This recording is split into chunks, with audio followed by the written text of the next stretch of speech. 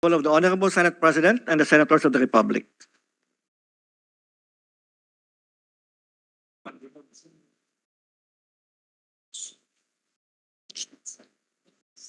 Wala. Ongoing na. The 69th session of the Senate and the first regular session of the 19th Congress is hereby called to order. We will be led in prayer today by distinguished Majority Floor Leader, Senator Joel Villanueva. Let's put ourselves in the presence of the Lord. In Psalms chapter 91, verse 1 to 4, it says, "He that dwelleth in the secret place of the Most High shall abide under the shadow of the Almighty. I will say of the Lord, He is my rock and my refuge, my God in whom will I trust. Surely He shall deliver me from the snare of the fowler and from the noisome pestilence. He shall cover me with His feathers, and under His wings shalt thou trust. His truth shall be thy shield and buckler." Heavenly Father, we come to you humbling ourselves, knowing that without you, we can do nothing. Apart from you, we are nobody. But because you are with us, indeed no one and nothing, no circumstances here on earth can be against us. Today, as we open this session, we ask for the forgiveness of our sins. Cleanse us with your most precious blood shed in the Calvary, and help us to be your representatives here in this august chamber. Today, we ask for your treasury of wisdom to be upon each and every one of us as we do our job and as we help each and every Filipino, not only inside this country, but also outside of the Philippines.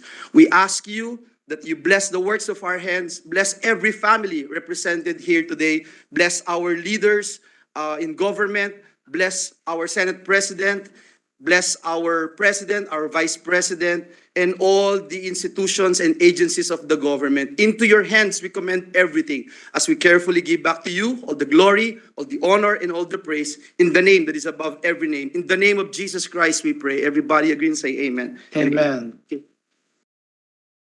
We are lucky today to have with us the Himig Rosenia of Coleo de Santa Rosa, Makati, the area of Senator Binay.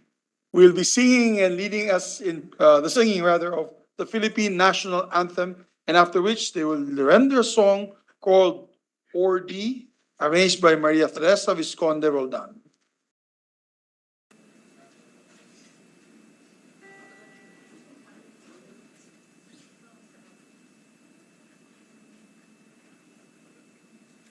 Bayang magiliw, pelas ng silanganan, alab ng puso, sa dibdib mo'y buhay.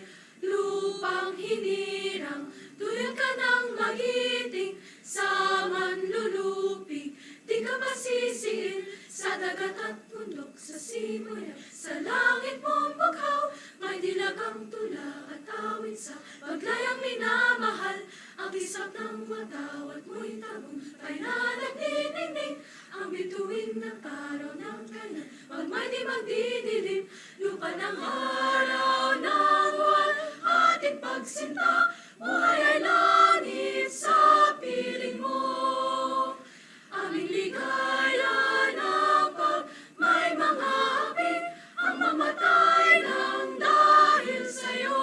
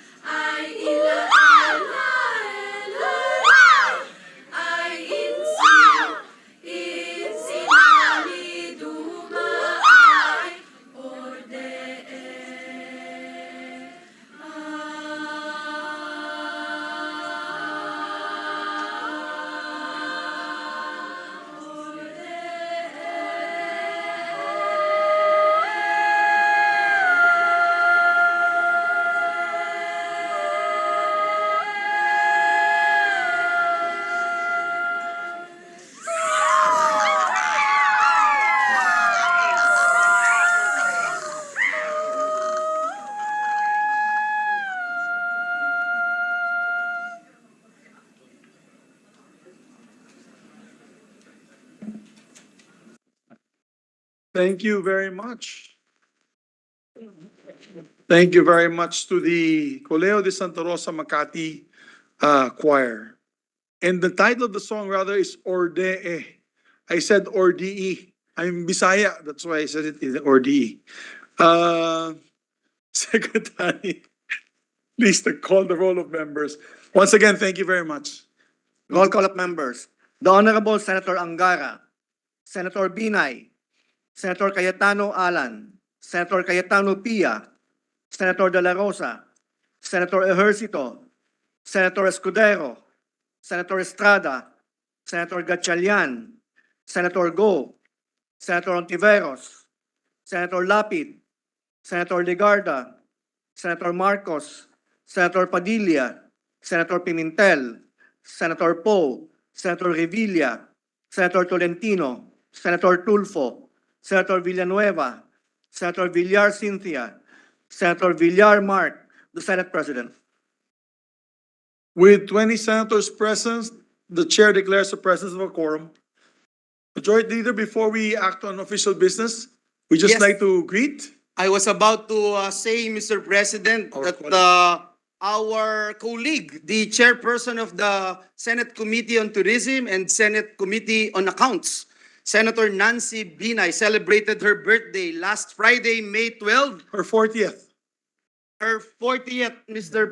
Her President. 40th That's what birthday. she wants to say. We wish her happy birthday, and to all mothers, a happy Mother's Day yesterday, Mr. President. May I ask for a minute suspension so we can Suspension, yes. meet them, Mr. President? Thank you.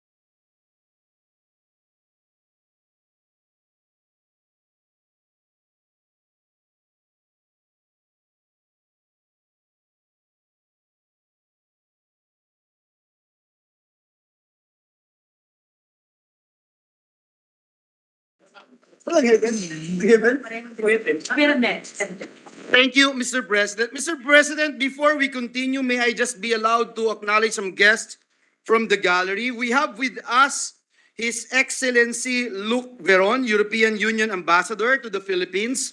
We also have with us, Mr. President, Congressman Nery Colmenares, and also, Mr. President, NEDA Secretary R.C. Balisacan, Attorney Elmore Capule from Bangko Sentral ng Pilipinas, National Treasurer Rosalia De Leon, Chairperson Emilio Aquino of SEC, Senior Vice President Gonzalo Bongolan and other senior officials of Land Bank, Assistant VP Maylin Peras of DBP, AVP Elise Galvan of DBP, DBM USEC Leo Angelo Larcia, NEDA USEC Crystal Uy, DOF USEC Alu Dorotan, and Yes, we just she- have with us by the way, Secretary she's, Jokno. Secretary I Jokno. was about to say Secretary Jokno is here, and DOF is already in the building, Mr. President. I have not spoken to Secretary Jokno yet for pirating our top staff in the Senate. Yusek I was Turutan, welcome to the Senate. I was about to question, Mr. President, that DOF USEC Alu Dorotan, Mr. President, because anyway, Mr. President, we also have with us members of the Philippine Women's National Football Team. Maya Taylor Alcantara, Alicia Barker, Sofia Nicole Harrison, Holly Moraya Long, Olivia Davis McDaniel, Chandler Blue McDaniel, Ina Christian Palacios. They're accompanied by Mr. Mariano Araneta Jr., President of Philippine Football Federation, Attorney Edwin Gastanes, Mr. Jefferson Cheng, Team Manager, Ms. Neil Ann Casalmer, Assistant Team Manager, Isabel Fernando, and Sidel Tupas. We welcome all of them in this August chamber, Mr. President. Welcome to the Senate. Gentlemen and ladies, welcome to your Senate. Mr. President, at this juncture, I move that we dispense with the reading of the journal of the 68th session, Wednesday, May 10, 2023, and consider the same as approved. There be no objection, motion is approved. Thank you, Mr. President. Before we proceed with the third reading, I move that we proceed with the reference of business. Maybe just to... I withdraw, Mr. President, that Yes. motion. Instead, Mr. President, I move that we proceed with the third reading, Mr. President, and vote on this particular measure. I move to consider on third reading Senate Bill number 1480. This is the bill on rationalizing the disability pension of veterans. Printed copies of the bill were electronically distributed to the members on May 9, 2023, in compliance with the 3-day rule in the Constitution. I so move, Mr. President. There being no objection, we ask the Secretary to please proceed with the roll call vote. An act rationalizing the disability pension of veterans, amending for the purpose RA 6948. An act standardizing and upgrading the benefits for military veterans and their beneficiaries as amended. Roll call vote. The Honorable Senator Angara, Senator Binay, Senator Cayetano Alan, Senator Cayetano Pia, Senator De La Rosa, Senator Ejercito, Senator Escudero, Senator Estrada, Senator Gatchalian, Senator Go, Senator Ontiveros, Senator Lapid, Senator Ligarda, Senator Marcos, Senator Padilla, Senator Pimentel, Senator Poe, Senator Revilla, Senator Tolentino, Senator Tulfo, Senator Villanueva, Senator Villar Cynthia, Senator Villar Mark, the Senate President. Yes. With 21 affirmative votes, no negative votes, no abstention, Senate Bill number 1480 is approved on third reading. Congratulations to the sponsor and authors. Thank you very much, Mr. President. We congratulate our dear colleague, the chairperson of the Committee on National Defense, who is also seeking the floor, Mr. President. I move that Senator Jinggoy Estrada be recognized. Distinguished gentleman from the city of San Juan, Senator Estrada is recognized. Thank you, Mr. President. Thank you, Mr. Majority Floor Leader.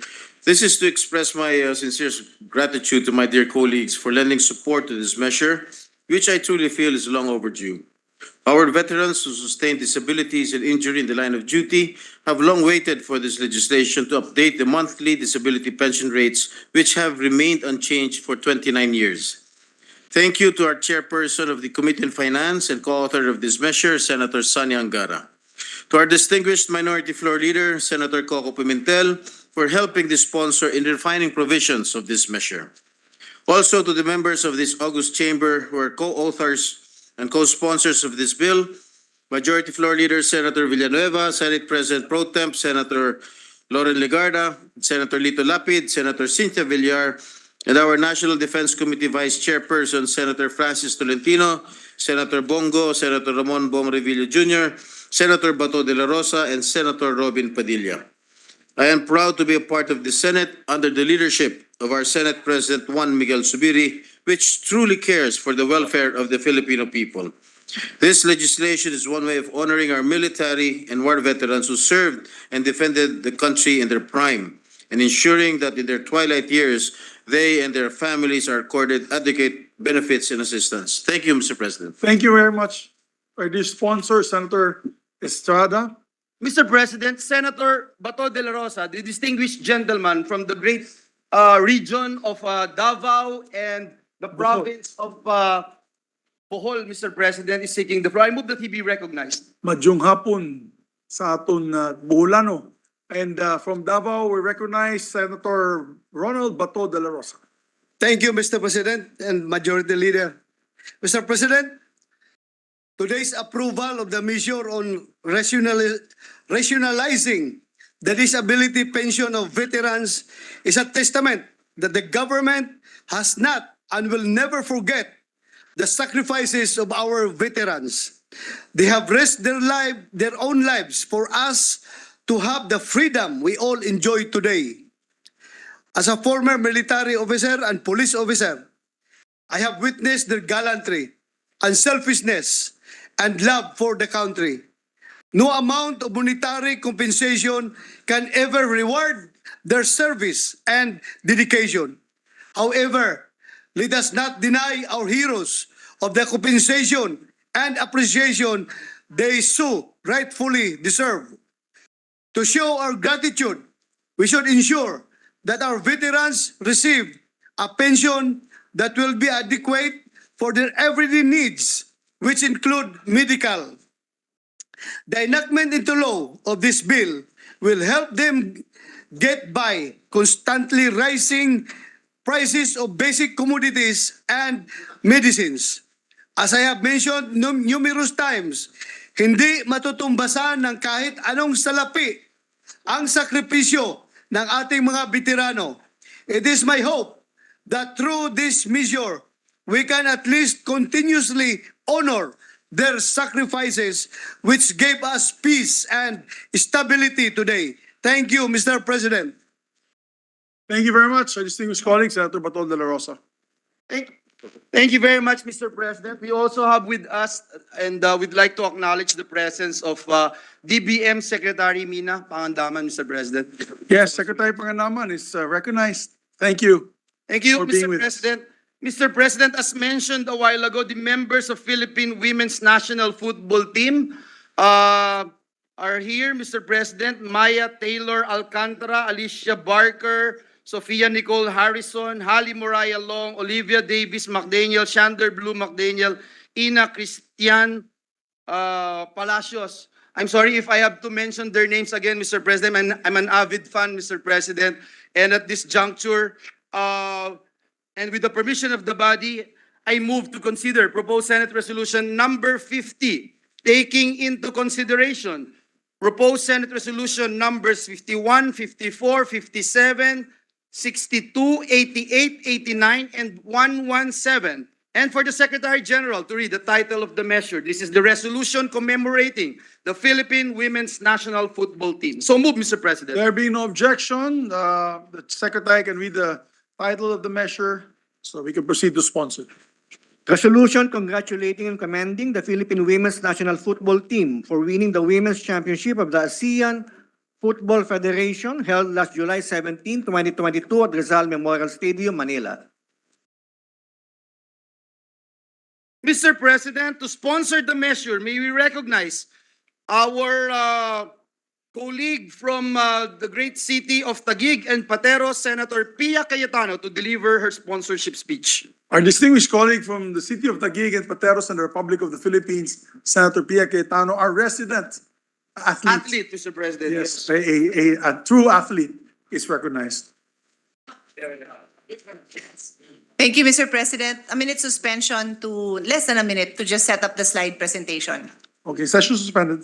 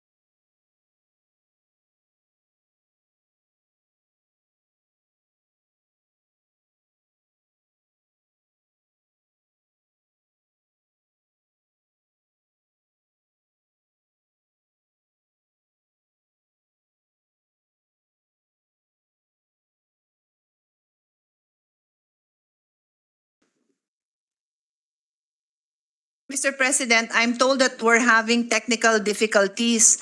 I wanted to show photos of the players in action, but in the interest of time, I will proceed with my speech, and then I have asked that they just show whatever photos they're able to manage to upload as I proceed with the speech, Your Honor.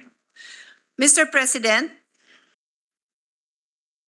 I rise to sponsor Senate Resolution number 88 and 89, which I filed last August 2022. So you are almost 1 year late in having the honor, having the Senate give you honor, but better late than never. Both resolutions commend and congratulate the Philippine women's national football team, also known as the Filipinas, for their achievements.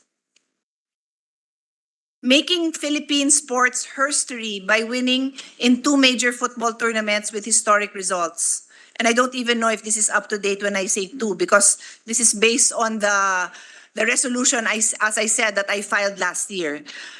So as the Majority Floor Leader has read into the record, we have members of the Filipinas team present, and we have also present the team, the men and women who have been supporting this team, the team led by PFF President Nonong Araneta and Attorney Edwin Gastanes, and of course their team manager, Jefferson Cheng. On that note, Mr. President, let me just include some of the highlights of their career.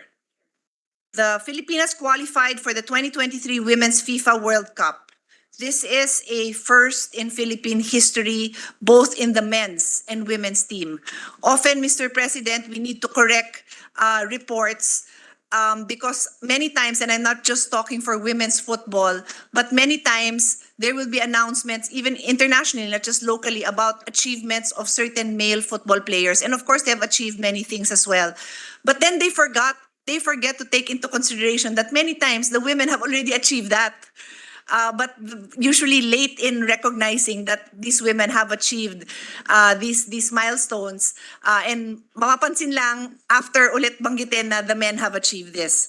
So women athletes are used to that, but I commend our team and the men and women who support them precisely because they have dreamt their dreams and have now made it part of history that we have qualified for the Women's FIFA World Cup. So the qualifying match, they won against Chinese Taipei in the AFC Women's Asian Cup quarterfinals in India.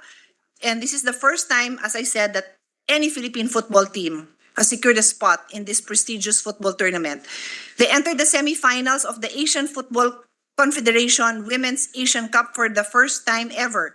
As of March 24, 2023, FIFA reported that the Philippines earned their highest standing to date, ranked 49 in the women's football in the whole world. Ranked 49. Saan kayo nanggaling 2 years ago, out of curiosity? 76. So 76. Eh nung bata ka pa, nung nagpo-football ka, ano ranking? Wala pang ranking. No ranking yet. So we're now ranked 49. They won the Philippines' first ever championship title at the Women's ASEAN Football Federation AFF Championship. This is the one that was held here? Yes, which I watched. In July 2022, the Filipinas were crowned as the AFF Women's Championship following their victory against Thailand. First time ever that the Philippine football team, either men's or women, has won a title under the AFF banner. They beat then defending champion title holder Vietnam during their semifinals match. So in preparation for the 2023 FIFA World Cup, that will be held in Australia and New Zealand from July 20 to August 20, wherein the Philippines will compete in New Zealand. The Filipinas have been conducting training camps led by their head coach, Alan Stajcik. As the FIFA Women's World Cup comes closer, the Filipinas have been training hard and joining prestigious football tournaments. My understanding, Your Honors, is that most of the members of the team are members of their own teams in their different clubs, right? So in between tournaments where they play together, they go back home and they compete with their teams, which serves as their continuous training, correct? So, from September to November 2022, the Filipinas joined various international friendlies with teams such as New Zealand, Costa Rica, Chile, and Papua New Guinea. In February 2023, the women's team also debuted in their maiden Pinatar Cup in Spain, where they gained tremendous experience playing against teams from Iceland, Wales, and Scotland. And I had the pleasure of joining them there as their head of delegation. In April 2023, the team battled it out for the Paris 2024 Olympic qualifying tournament versus Pakistan, Tajikistan, and Hong Kong, where they were able to progress to the second round. Their participation in many international friendlies with other teams that have yielded favorable and promising results, sacrificing their time and efforts away from their family and loved ones to prepare for the World Cup is something that is not a stranger to any member of this team and any of their supporting crew. They have and they continue to endure long training hours that we can only imagine. Mr. President, the Filipinas and other female athletes have served as an inspiration for the country. They have achieved what would have been considered impossible only a few years ago. This is an accomplishment not just for Philippine sports, but for Philippine women and for Philippine athletes. Hard work, dedication, and passion for the sport are the building blocks for reaching goals, dreams, and successes. Many of these athletes many if not all have started very young. They have been able to harness their passion into really a craft. They have the discipline and they have what it takes to work together as a team to accomplish their goals. They bring pride and honor to the country and inspired athletes, not just in the country but worldwide. Congratulations to the Filipinas. Thank you, Mr. President. Thank you. Congratulations to the Filipinas team. They bring pride to the Philippines. One of the best women's football teams of the world. We congratulate all of you. We watch you. We actually watch your games here in the lounge when you play together with Senator Cayetano. And Nonong has been a good friend of mine. Sir Nono has been a good friend of mine. We're together in the POC. My team is actually playing Arnis right now as we speak. That's why I'm very nervous and anxious because I had to come home last night from Cambodia. They're also fighting. We have a lot of athletes, Majority Leader, right now fighting for God and country in Cambodia. Good news is we've already overtaken Singapore. So we are now number 5.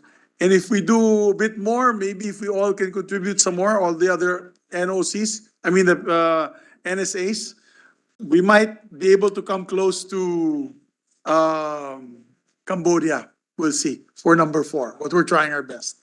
Mr. President, if I may, Mr. President, may I be allowed to co-sponsor the measure? Yes, please proceed. Thank you, Majority Mr. President. This will just be quick and I don't want them to be standing behind me for so long, Mr. President. It is my honor and privilege to co-sponsor the resolutions congratulating and commending the Philippine women's national football team for their victory at the ASEAN Football Federation Women's Championship held last July 17, 2022. This representation, Mr. President, also filed Senate Resolution number 54, congratulating our national team for this incredible and historic feat. Earlier last year, Mr. President, the Filipinas team made football history when they secured a spot in the 2023 FIFA Women's World Cup, which will be held this July in Australia and New Zealand.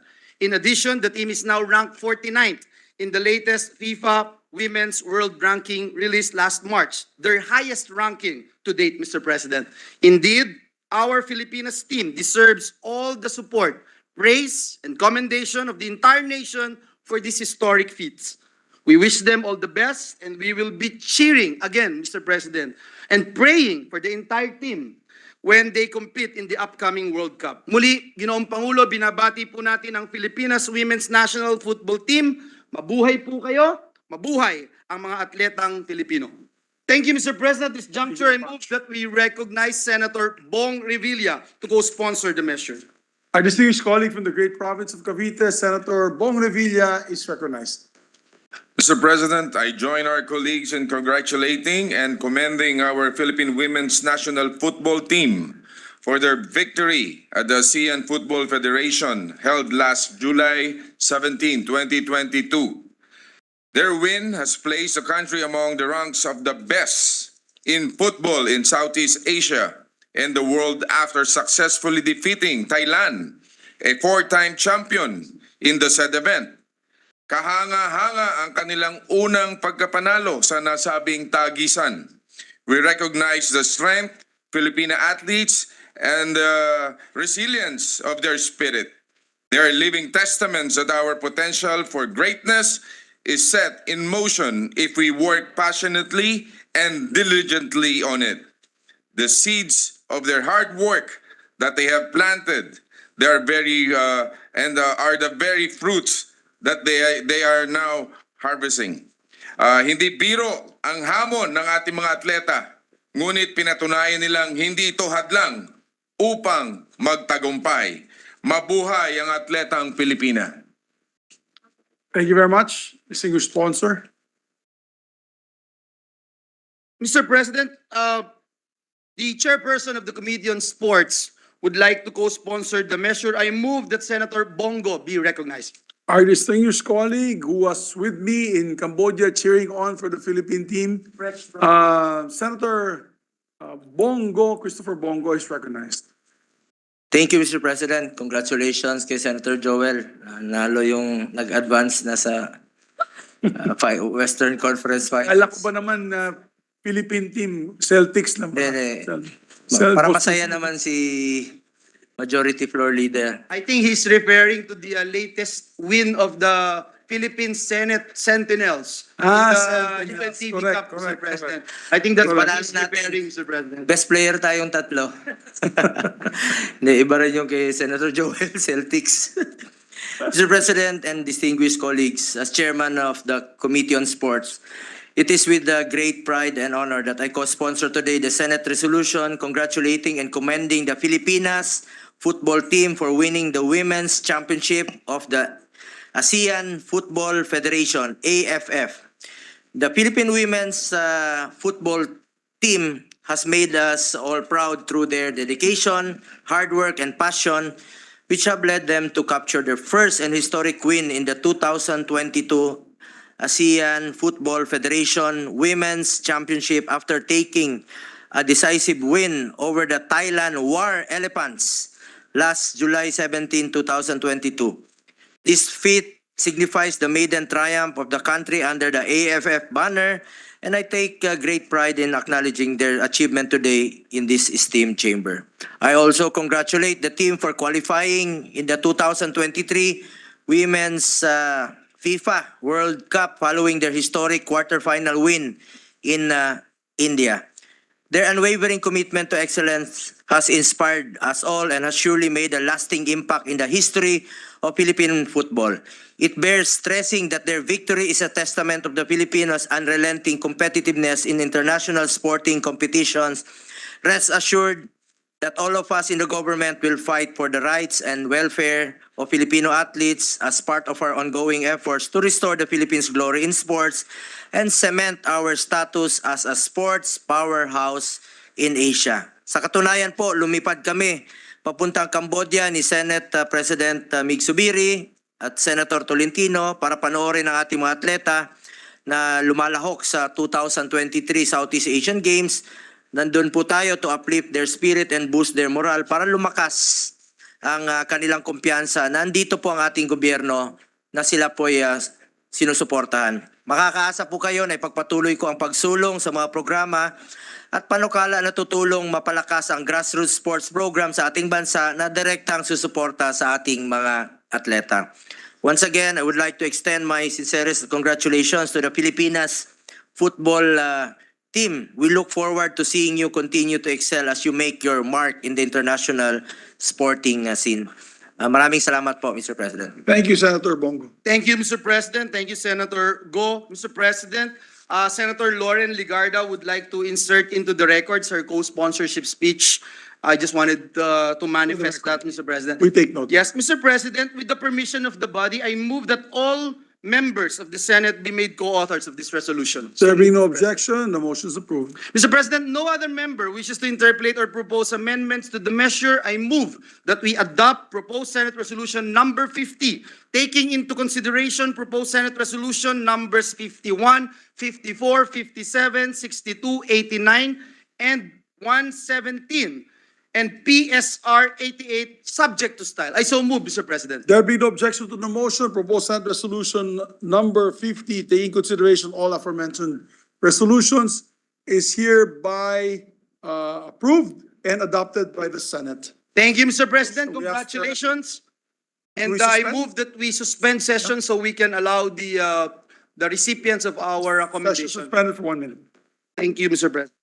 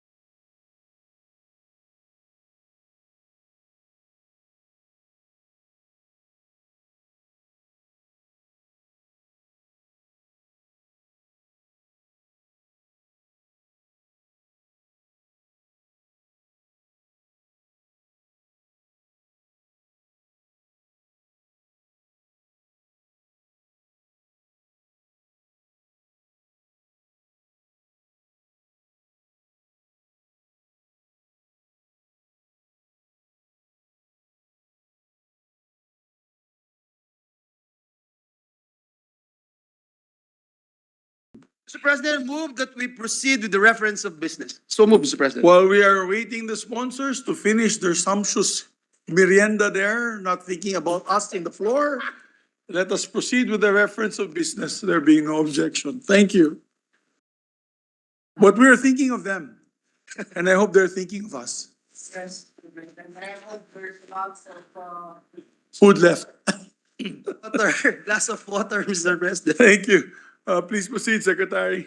Bills on first reading, Senate number 2137, mandating all government departments, bureaus, offices, agencies, and instrumentalities, including LGUs and GOCCs, to source a minimum percentage of the electricity from renewable energy and for other purposes, Senator Lapid.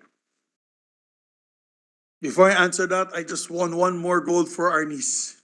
Yeah. Very, very happy. You heard that, Majority Leader? We just won one gold right now. Thank you very much.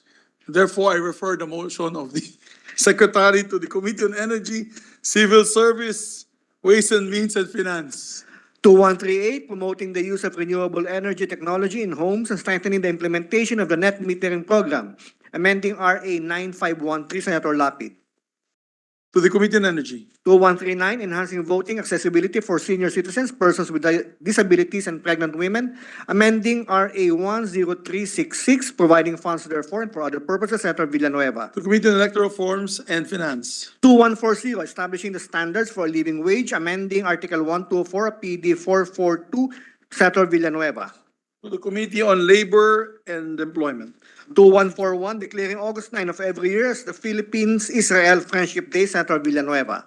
Committees on Culture and Arts and Foreign Relations. 2142, increasing the hazard pay of all personnel of the AFP to 25% of their base pay and providing funds therefore, Senator Estrada. Committees on National Defense and Finance. 2143, establishing evacuation centers in every city and municipality, appropriating funds therefore, Senator Estrada.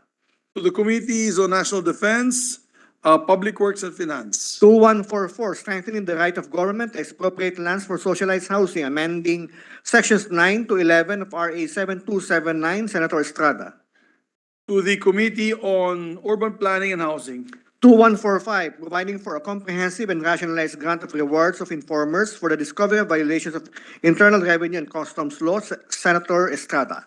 To the Committee on Ways and Means and Finance. 2146, promoting open access and data transmission and providing additional powers to the National Telecommunications Commission, Senator Estrada. Committee on Science and Technology and Public Services. 2147, enhancing the competitiveness of the Philippine maritime trade by strengthening the oversight functions of the relevant government agencies over the imposition of shipping charges by international shipping lines and institutionalizing mechanisms for efficient movement of goods, Senator Estrada. To the Committee on Public Services, Trade and Commerce and Entrepreneurship. 2148, creating a VAT refund mechanism for non-resident tourists, adding for the purpose a new section 112-8 to the NIRC as amended, Senator Estrada. To the Committee on Ways and Means. 2149, amending Article 179 of the RPC by increasing the penalty provided therefore and for other purposes, Senator Estrada. To the Committee on Justice and Human Rights. 2150, strengthening the powers and functions of the Intellectual Property Office, amending RA 8293 as amended, Senator Estrada. To the Committee on Trade, Commerce and Entrepreneurship. 2151, amending RA 493 to include in the coverage of prohibition the use, wearing, manufacture, and sale of uniforms and textile of uniforms of the members of the AFP and the PNP, prescribing steeper penalties for violation thereof and for other purposes, Senator Estrada. Refer to the Committees on National Defense and Security, Peace and Unification and Reconciliation, and Public Order and Dangerous Drugs. 2152, providing for the modernization of the Philippine Institute of Volcanology and Seismology, providing funds therefore and for other purposes, Senator Estrada. Refer to Committees on Science and Technology, Ways and Means and Finance. 2153, declaring the immediate environs of Our Lady of the Most Holy Rosary Parish Church located in Rosario, Cavite, a tourism destination, Senator Revilla Jr. Refer to Committees on Tourism and Finance. 2154, declaring the immediate environs of St. Mary Magdalene Parish Church in Kawit, Cavite, a tourism destination, Senator Revilla Jr.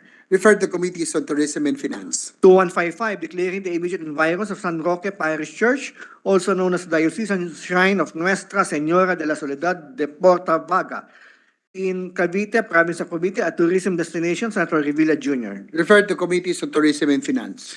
2156, providing for the modernization of the Philippine Institute of Volcanology and Seismology, providing funds therefore for other purposes, Senator Revilla Jr. Referred to Committees on Science and Technology, Ways and Means, and Finance. 2157, requiring the employment of qualified lifeguards in all public swimming pools and bathing facilities and providing penalties for violations thereof, Senator Revilla Jr. Referred to Committees on Trade, Commerce and Entrepreneurship, and Local Government. 2158, providing for the right of married women to retain their maiden surnames, amending Article 370 of RA 386 as amended, Senator Revilla Jr. Referred to Committees on Women, Children, Family Relations, and Gender Equality. 2159, extended the period of availment of the estate tax amnesty, amending RA 11213 as amended, Senator Revilla Jr. Referred to Committee on Ways and Means. 2160, creating a district engineering office in the 5th Legislative District of Batangas and appropriating funds therefore, Senator Revilla Jr. Referred to Committee on Rules. 2161, renumbering the Cebu 1st, 2nd, 3rd, and 4th District Engineering Offices to conform and correspond respectively with the numbering of the legislative districts in the province of Cebu, thereby repealing RA 9043 and 9218, Senator Revilla Jr. Referred to Committee on Public Works. 2162, mandating the full rehabilitation, upgrading, and maintenance of Roman Superhighway in the province of Bataan, Senator Revilla Jr. Referred to Committee on Rules. 2163, renaming Agham Road on NBIR Road located in Quezon City as Senator Miriam P. Defensor Santiago Avenue, Senator Revilla Jr. Referred to Committee on Public Works. 2164, providing for the modernization of the Philippine Institute of Volcanology and Seismology, providing funds therefore and for other purposes, Senator Tolentino. Referred to Committees on Science and Technology, Ways and Means, and Finance. 2166, increasing the bed capacity of the Wao District Hospital, Lanao del Sur from 25 to 100 beds, amending RA 3607, appropriating funds therefore, Senator Marcos. Referred to Committee on Rules. 2167, establishing a test training and assessment center in Tubod, Lanao del Sur, to be known as Tubod Test Training and Assessment Center, approving funds therefore, Senator Marcos. Referred to Committees on Higher, Technical and Vocational Education, and Finance. 2168, an act to designate the 4th day of May of every year as special working holiday to be known as the National Firefighters Day, mandating the Bureau of Fire Protection conduct events during its observance to appropriate funds therefore and for other purposes, Senator Lapid. Referred to Committees on Public Order and Dangerous Drugs and Finance. 2169, granting senior citizens a minimum of 5% discount on the first 150 kilowatt hours of electricity consumption and on the first 50 cubic meters of water consumption, and exemption from the VAT, amending RA 9994 by Senator Lapid. Referred to Committees on Social Justice, Welfare and Rural Development, and Ways and Means. 2170, extending the coverage and period of availment of the estate tax amnesty, amending RA 11213 as amended. Senators Zubiri, Legarda, and Villanueva. Referred to Committee on Ways and Means. Resolutions. Proposed Senate Resolution 596, congratulating and commending the Philippine National Baseball Team for securing their 4th consecutive championship at the 13th Baseball Federation East Asian Cup, held in Pathum Thani, Thailand on May 4, 2023, Senator Lapid. Referred to Committee on Rules. 597, commending and recognizing the Philippine men's ice hockey team for their impressive win in the 2023 IIHF World Championship, Senator Revilla Jr. Referred to Committee on Rules. 598, recognizing and commending the National Youth Weightlifting Team for their impressive medal haul at the 2023 International Weightlifting Federation World Youth Championships, Senator Revilla Jr. Referred to Committee on Rules. 599, congratulating and recognizing Filipino bowler Merwin Tan for being the champion in the 2023 Professional Bowlers Association Bowlers Academy Open held last March 24-26 in California, USA, Senator Revilla Jr. Referred to Committee on Rules. 600, commending and congratulating Bianca Bustamante for being the first Filipina to win an official FIA-sanctioned single-seater race, Senator Ontiveros. Referred to Committee on Rules. 601, directing an inquiry in aid of legislation into the pricing practices of energy generation companies which may be violative of RA 9136 and other relevant laws and regulations with the end in view of recommending further measures to promote enforcement and compliance with relevant laws and regulations, Senator Tulfo. Referred to Committees on Energy and Trade and Commerce and Entrepreneurship. 602, urging the Senate Committee on Health and Demography and or appropriate Senate committees to conduct an inquiry in the exercise of oversight function on the establishment of veterans wards as mandated by RA 6948 and upgrading the benefits for military veterans and their dependents as amended by RA 7696, Senator Estrada. Referred to Committee on National Defense and Security, Peace, Unification, and Reconciliation. 603, congratulating and commending the national powerlifting team for their stellar performance at the 2023 Asian Equipped Powerlifting Championships in Alappuzha, India. Senator Legarda. Referred to Committee on Rules. 604, congratulating and commending Jamie Christine Berberabelim for her exceptional performance in winning the gold medal in the Women's Karate Committee 61 kilogram category at the 32nd Southeast Asian Games in Phnom Penh, Cambodia. Senator Legarda. Referred to Committee on Rules. 605, directing the Senate Committee on Tourism to conduct an inquiry on the possible adverse effects of the Kaliwa Dam project to the tourism industry in Tanay Rizal. Senator Binay. Referred to Committees on Tourism and Public Works. 606, congratulating and commending the Philippine National Women's Obstacle Course Racing Team for winning the gold medal and setting a new world record at 32nd Southeast Asian Games in Phnom Penh, Cambodia. Senator Legarda. Referred to Committee on Rules. 607, directing the appropriate Senate Committee to conduct an inquiry on the successive electric transmission system disturbances with the end in view of ensuring reliable and continuous electric power supply in the country. Senator Gatchalian. Referred to Committee on Energy. Additional reference of business. Message from the House. Letter from the House informing the Senate that on 8 May 2023, it passed the following House bill in which it requests the concurrence of the Senate. 7751. Establishing specialty centers in hospitals under the direct supervision and control of the DOH and appropriating funds therefore. Referred to Committees on Health and Demography and Finance. 7393, regulating the use of financial accounts. Referred to Committees on Banks, Financial Institutions and Currencies, and Justice and Human Rights. 7446, promoting transparent governance and ensuring anti-corruption mechanisms in the operation of banks and other financial institutions, amending RA 1405. Referred to Committee on Banks, Financial Institutions, and Currencies. 7535, granting additional benefits to Filipino centenarians, recognizing octogenarians and nonagenarians and appropriating funds therefore, amending for the purpose RA 10868. Referred to Committees on Social Justice, Welfare, and Rural Development, and Finance. 7540, strengthening the special program in creative arts for junior and senior high school, appropriating funds therefore. Referred to Committees on Basic Education, Culture, and the Arts, Ways and Means, and Finance. 7561, providing for mandatory insurance coverage and benefits for all line workers. Referred to Committees on Energy and Labor, Employment, and Human Resource Development. 7576, providing for early voting by qualified senior citizens, persons with disabilities, lawyers, and human resources for health in national and local elections. Referred to Committees on Electoral Reforms and People's Participation and Finance. 7584, allowing elementary and secondary learners with unpaid tuition and other school fees to take the periodic and final examinations on good cause and justifiable grounds. Referred to Committee on Rules. 7620, prescribing the use of neo-ethnic Philippine textiles in the academic regalia of all state and local universities and colleges and appropriating funds therefore. Referred to Committees on Higher, Technical and Vocational Education, Science and Technology, and Finance. Majority Leader. Thank you, Mr. President. Mr. President, I move that we resume consideration of Senate Bill number 2021 under Committee Report number 59. This is the bill on institutionalizing the Shared Service Facilities Project for MSMEs. I so move, Mr. President. Is there an objection? Hearing none, motion is approved. Mr. President, the parliamentary status of the measure is that we have closed the period of interpellations and debate. With that, Mr. President, I move to open the period of amendments. Is there an objection? There being none, period of amendment is hereby open.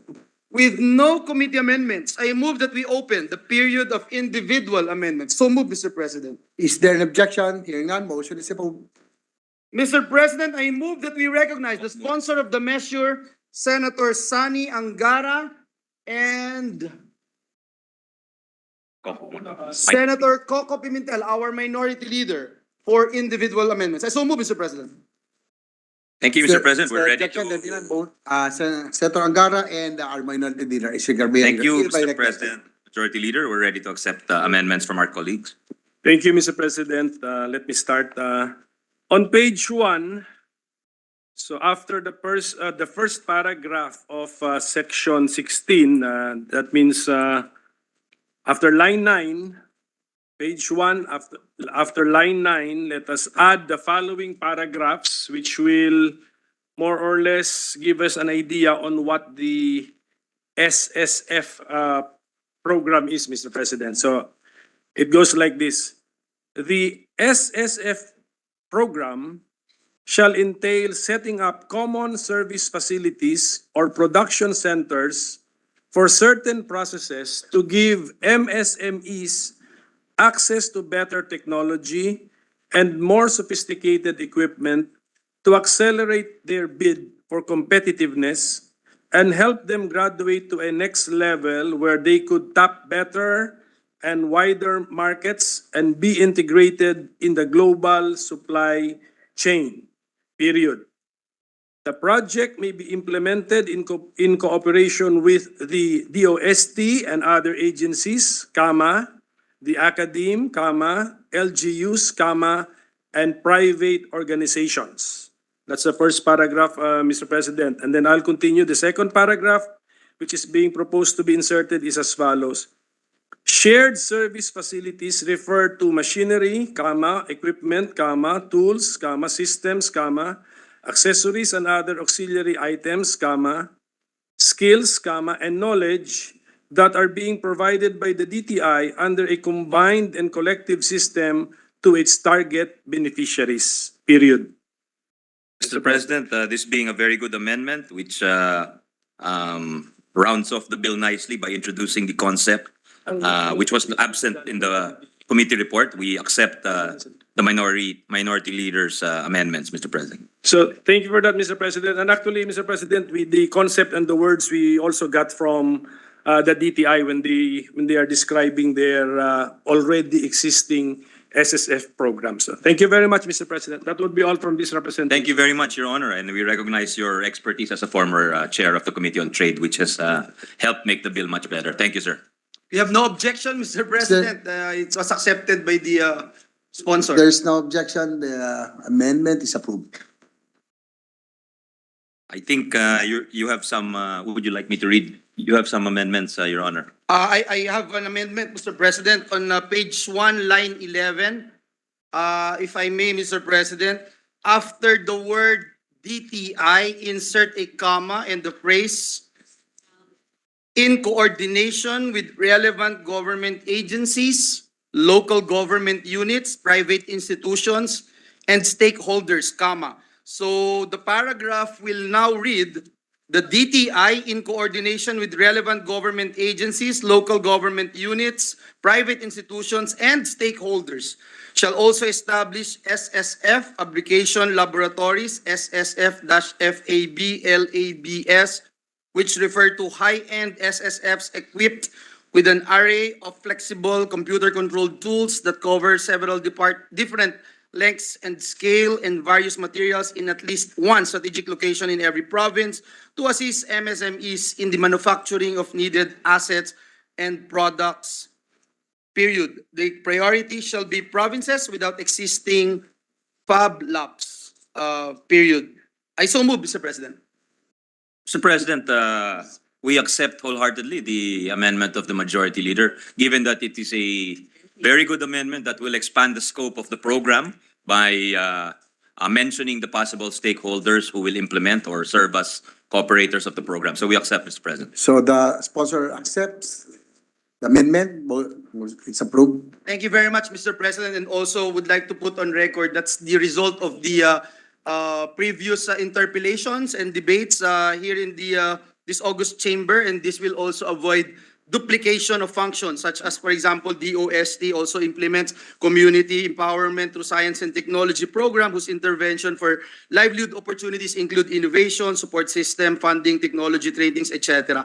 So thank you again to our distinguished sponsor. Mr. President, our minority leader is seeking the floor. I move that he be recognized. Thank you. Minority Thank you, leader is Majority Leader. recognized. Since the amendment proposed by our majority leader has been accepted, so can I revisit the amendment I made earlier for styling purposes, Mr. President? Yes, subject to style. Ang sinabi ko kasi doon, DOST and other agencies. So can we make it DOST and other government agencies? Yeah. Because that's already the phrase being used by our by the law and also the subsequent amendments. We Mr. accept, Mr. President. We accept. Thank you. There's And we no- thank, again, we thank the minority and the majority leader for their very good amendments. There's no, is there any objection? There being none, amendment is approved.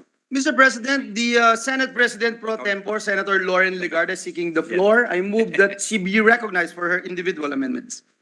Our Senate President Pro Tempore, Senator Lauren Legarda is recognized. I stay here, but this is only for you. I would like to thank the good chairman of the Committee on Finance for further enhancing a measure that addresses the sustainable recovery and development of our micro, small, and medium enterprises, which is the backbone of our economy, being 99.5% of our local economy. Thank you, Senator Angara. And Most thank you- welcome, Your Honor, and it's a very good law, and we thank you for maintaining your concern for the sector despite your many other concerns, advocacies, and interests. Thank you. Yes. Just for the record, Mr. President, it was in 2007 when we authored the MSME law, because previous to that, it was only small and medium enterprises. And I'm glad that from 2007 and now it's 2023, a provision, the law is being enhanced, and the SSF, which is a government program, which sometimes is funded, sometimes not funded, Exactly. will be institutionalized because of this bill of the good chairman of the Committee on Finance. And I hope, being the chairman of the Committee on Finance, he ensures that the DTI will take note of the passage of this measure so that in the NEP, we don't have to amend it in December for the GAA, the SSF nationwide of MSMEs which are recovering from the pandemic will be funded. Wag na pong hihingi sa atin, hihingi, di ba? At para lumapit na may batas, that it could be an unfunded law. And so I addressed this to the Department of Trade and Industry, knowing that the shared services facilities will soon be an institutionalized program by law. I second all the remarks of our brilliant colleague. I thought she was addressing her remarks to the DBM secretary seated at the back, Yes, Mr. President. yes, I am certain that the DBM secretary Yeah. and the NEDA and the DOF, who of course understand this and believe in this, will know that in the NEP, we will not have to ask the DTI to come to us for augmentation in their budget at the end of the year, but will include the SSF because it will soon be institutionalized into a law. Let me just mention, Mr. President, it was Senator Sherwin Gatchalian, I believe, in a committee hearing a few years ago before the pandemic, where, and I joined him, where we saw that the SSF budget was only 50 million, Mr. President. When I asked the DTI why, and don't worry, Secretary Pangandaman was not yet DBM Secretary. In fact, she was with my office as Chief of Staff of Budget then. Then we saw SSF was only 50 million. Why? This was right after the Marawi siege. And so, because I have a Maranao who was my consultant then, we immediately increased the budget so that 50 million will be earmarked for victims of the Marawi crisis, and another 200 million will be earmarked for extension programs of state universities and local government universities as cooperators of the DTI, national government, SSF, and the rest of the 1 billion augmentation of the DTI budget would go to other MSMEs. And so let it be said that this was done before but never institutionalized. So I'm grateful to the good sponsor for also allowing me to further enhance his already very good amendments to the Magna Carta for MSME. If I may now proceed with my proposed amendments, Mr. President. Yes, please proceed. On page 2, line 15, insert a new paragraph to read as follows. Provided that in granting SSFs and SSF lab fabs, the DTI shall A. timely process the applications for the granting of SSFs and SSF Fab Labs in compliance with the provisions of Republic Act number 11032, the Ease of Doing Business and Efficient Government Service Delivery Act of 2018, on the maximum prescribed processing time depending on the complexity of the transactions, provided that the application has met all the requirements, including, among others, the conduct of market study and other recommendations that may be identified by the National Technical Working Group. B, consult with the cooperators on the appropriate projects to be granted to them. C, ensure that the machinery, equipment, and tools are proper, suitable, usable, and apt with the capabilities and requirements of the facilities. D, coordinate with SUCs and LUCs where the SSF and/or SSF Fab Labs are established in setting guidelines for the equitable utilization of said facilities among users within and outside the educational institutions. E, closely coordinate and immediately assist the cooperators with their issues or concerns regarding the implementation of their projects. And F, partner with other government agencies if needed to help ensure the success of the projects. The rationale for this, Mr. President, this amendment aims to address the many challenges on the ground and the issues faced by the different cooperators, sometimes and oftentimes barangay-based, with respect to the actual implementation of the project. I will no longer state the problems encountered by people in the barangay. I've told this story to the Senate President and to the Majority Leader and the Chairman of the Committee on Finance on experiences of recipients on the ground who are not able to use the equipment and tools because capacity was not built or capital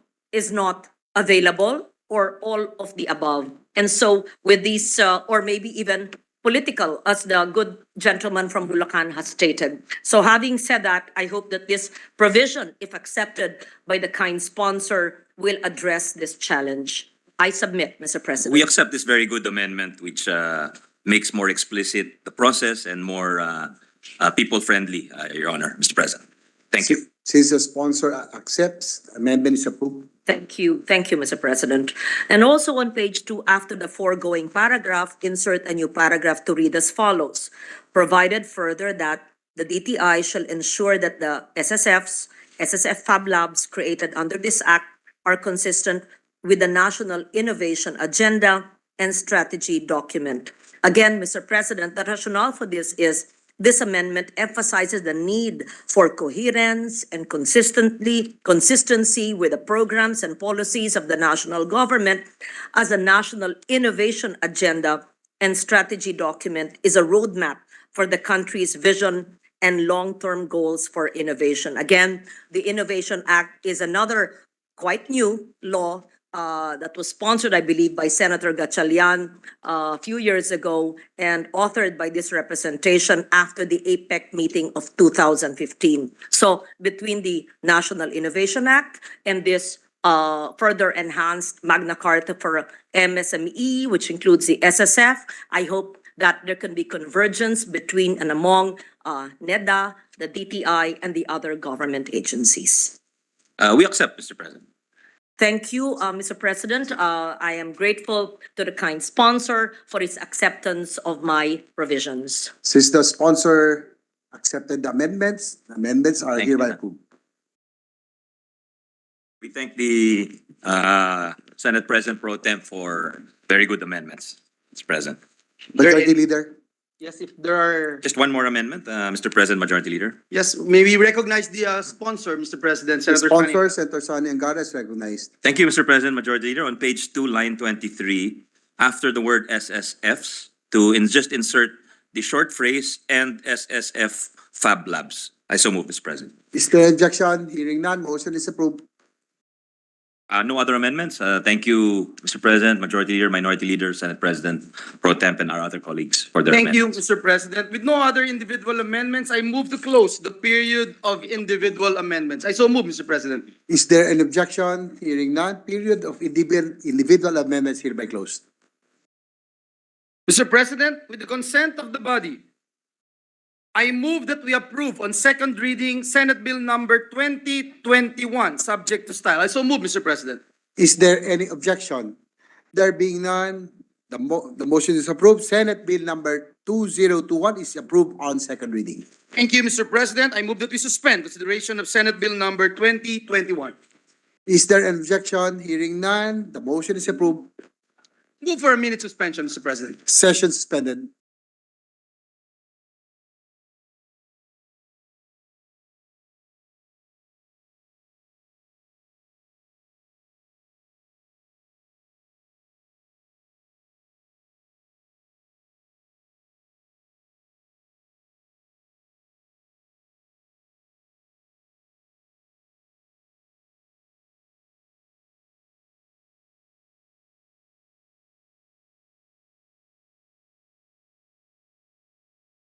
Resume consideration of Senate Bill number 1964 under Committee Report number 40. This is the Kabalikat sa Pagtuturo Act. I so move, Mr. President. Is there any objection? There being none, resumption of consideration of Senate Bill number 1964 under Committee Report number 40 is now in order. Thank you, Mr. President. Mr. President, the parliamentary status of the measure is that we have closed the period of interpellations and debate. And with that, Mr. President, I move to open the period of amendments. I so move, Mr. President. Is there an objection? Hearing none, motion is approved. Mr. President, with no committee amendments, I move to open the period of individual amendments. So move. Is there an objection? Hearing none, motion is approved. Mr. President, this juncture, I move that we recognize the sponsor of the measure, the distinguished gentleman from the great province of Cavite, Senator Ramon Bong Revilla Jr. and Senator Coco Pimentel, our minority leader, for individual amendments. The sponsor, Senator Revilla, and our minority leader, Senator Coco Pimentel, are recognized.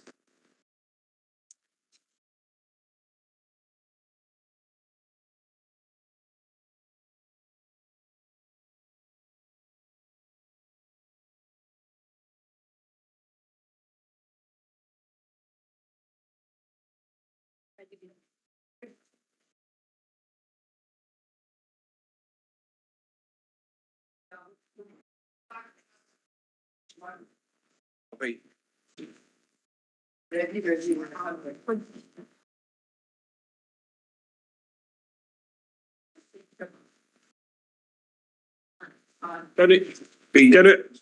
Sino? Page 2. Mr. President, I move that we recognize our Senate President pro tempore, Senator Lauren Legarda, for her individual amendments. Our Senate President pro tempore, Senator Lauren Legarda, is recognized. Thank you very much. Will the kind sponsor allow me to propose some amendments, Mr. President? Yes, Mr. President. Thank you. On page 1, line 12, insert the phrase policy guidelines and after the phrase consistent with the. The rationale for this, Mr. President, is that DepEd Order number 34 provides the directive that starting November 2, 2022, all public and private schools shall have transitioned to 5 days in-person classes. After the said date, no school shall be allowed to implement purely distance learning or blended learning. The transition to 5 days in-person classes entails judgment to the learning modality. Hence, a proposed amendment is putting emphasis on the enforced guidelines and implemented learning modality by the DepEd. I submit, Mr. President. What does the sponsor have to say? We accept, Mr. President. Since the sponsor Thank you. accepts, the amendment is approved. Thank you, Mr. President. On the same page and line, add the word delivery after the word learning and add the acronym LDMs after the word modalities. Again, the rationale for this, for consistency, the bill refers to various learning delivery modalities, LDMs, for the grant of teaching supplies allowance. I submit, Mr. President. We accept, Mr. President. Since sponsor accepts, motion is approved. Thank you, Mr. President. Also on the same page and line, add the word implemented after the word recognized. Again, the rationale is the grant of teaching supplies allowance shall be consistent with a learning delivery modality that is not only recognized by DepEd, but currently implemented. So the whole of Section 3 of Senate Bill 1964 will now read as follows. Section 3, coverage. the grant of the cash allowance authorized in this act shall cover all public school teachers engaged in teaching basic education curriculum consistent with the policy guidelines and learning delivery modalities, LDMs, recognized and implemented by the Department of Education, period. Thank you. I submit, Mr. President. We accept, Mr. President. Since amendment is accepted, amendment is approved. Thank you. On page 2, Mr. President, line 2, delete the phrase learning delivery modalities and the open and close parenthesis in the acronym LDMs. The phrase learning delivery modalities is already abbreviated in the previous section. That's the rationale. And so just delete that learning delivery modalities, just for style, Mr. President. Sponsor? Accepted, Mr. President. Thank you, Mr. President. Amendment is accepted, amendment is approved. Thank you, Mr. President. And just a very short query, Mr. President. It says it's 7,500 and then eventually it's 10,000. Previously, there was a chalk allowance. I would assume that the chalk allowance will be subsumed under this new provision, Mr. President, or is a chalk allowance distinct and separate from this? Yes. This is already. Yes, it will be subsumed. It Yes. is subsumed. I wonder if there were years when we had allocated under the GAA an amendment where the chalk allowance was even higher than 7,500. And again, I addressed this. 5,000 lang po, Mr. 5,000 is the President. maximum. Yeah. Okay, very good. So that means we are increasing it by 2,500. To Uh, 7,500, increasing by 2,500, Very good. Yes, and eventually 10,000. and then 10,000. Okay, because I think it was in 2015 when the chalk allowance, nadagtan po natin na nung tayo po ay naging chairman ng finance. I think 1,000 lang yun or 2,000. Nakakaawa naman po ang ating mga guro. Kaya na-increasean po natin hanggang naging 5,000 piso. And this is annually, di ba po? Isang That's taon po ito. So That's right. napakaliit po nito. So tayo po yung nagpapasalamat at sa ating chairman na ito po yung nabigyan ng pansin. Una, hindi na rin tamang gamitin yung chalk dahil hindi naman lahat gumagamit ng chalk. Mas maganda yung ginawa niyang titulo na ito. Pangalawa ay eventually madodoble from 7,500 magiging 10,000. So lalaki po itong allowance para sa ating mga mahal na guro. Kaya ako po yung nagpapasalamat sa ating chairman sponsor and thank you, sir, for accepting my humble amendments. Thank you. Yeah. Thank we- you, Senate President. Pro Yes, Tempore. we thank the lady senator from Antique for her insightful inputs to this measure. She's truly luminary in legislation, Mr. President. Thank you, Madam Ganda. Thank you very much, Mr. President. Mr. President, our minority leader is seeking the floor. I move that Senator Coco Pimentel be recognized for his individual amendments. The minority leader, Senator Coco Pimentel, is recognized. Our amendment, Mr. President, will be on page 2, line 4. And the purpose is to delete this provision on automatic adjustment so that the decision to adjust the amount for the teaching supplies allowance will still be left to and retained by Congress, Mr. President. So this is the proposed amendment, Mr. President. On page 2, line 4, To 11. yes, lines 4 to 7, delete the phrase provided, comma, that the teaching supplies allowance shall be automatically adjusted to its present value every 3 years to account for the changing prices of teaching supplies and materials and the implementation or conduct of various LDMs. So delete that, and after doing that, we change the remaining colon to a period, Mr. President. We accept, Mr. President. Since amendment is accepted, amendment is approved. That would be the effect of the amendment, Mr. President. Yung adjustment sa amount of the teaching supplies allowance is still with the Congress to act on it. So dapat ano tayo, very attentive. It would mean, Mr. President, Sensitive. if I may, every time that there will be an increase, they would have to Yes. go to Congress. Yes, Mr. President. So we just have to be sensitive with the needs of our teachers, and then we have to react. Okay, that's I think that's the role also of the legislature, Mr. President. Thank you, Mr. That would President. be on the 2025, that's correct, 2026. Mr. President, the effect is that beginning school year 2024-2025, 10,000 pesos po yung teachers teaching supplies allowance, and then subsequent years. But we can review this anytime, Mr. President. Anyway, that's okay. We accept, Mr. President. Thank you, our Thank minority you. leader. Majority Leader. Senator from Cagayan, for all your support. At alam ko palagi ka nandyan, lalo-lalo na para sa ating mga guro. Thank you. Thank you, Mr. President. I don't see anyone standing on the floor for their individual amendments. So I will now move, Mr. President, to close the period. Oh, wait, Mr. President, Senator Pia Cayetano is seeking the floor. I move that she be recognized, Mr. President. Senator Pia Cayetano is recognized.